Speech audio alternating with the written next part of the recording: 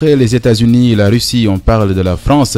Dans ce 22 heures, un an de la réélection d'Emmanuel Macron, le parti politique Solidarité Progrès s'en prend violemment à son bilan sur e-radio. Le président français, reconduit pour un second quinquennat le 24 avril 2022, traverse une période extrêmement compliquée, notamment à cause de la réforme des retraites, mais globalement, son bilan est mauvais, fait savoir Sébastien Périmoni, responsable des questions africaines dans le parti politique Solidarité et Progrès de Jacques Cheminade.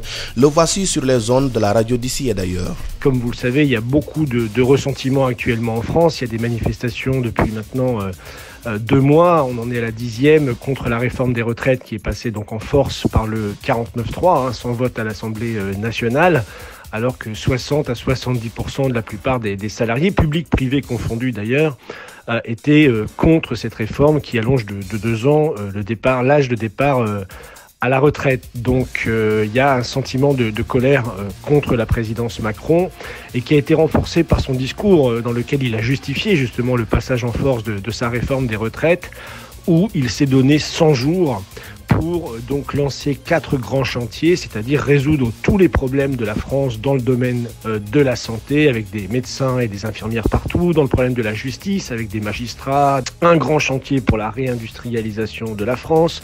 Bref, il va résoudre tous les problèmes en 100 jours, les problèmes de l'école, de la recherche, de la justice, de la sécurité, alors que c'est son 2e mandat. Donc voilà, actuellement, M. Macron essaye de reprendre contact, parce que beaucoup le considèrent comme déconnecté de la réalité des Français. Une France qui se paupérise grandement, avec une inflation galopante, des gens qui ont beaucoup de mal à finir les fins de mois, et aussi une inquiétude par rapport à la situation internationale. Et donc on peut lui souhaiter beaucoup de courage pour les 4 années qui lui restent encore à gouverner la France, qui vont être très difficiles.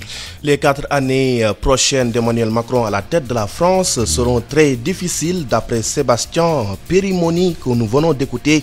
Il est le responsable des questions africaines dans le parti politique Solidarité et Progrès de Jacques Cheminade, par ailleurs responsable du bureau Afrique de l'Institut Schiller.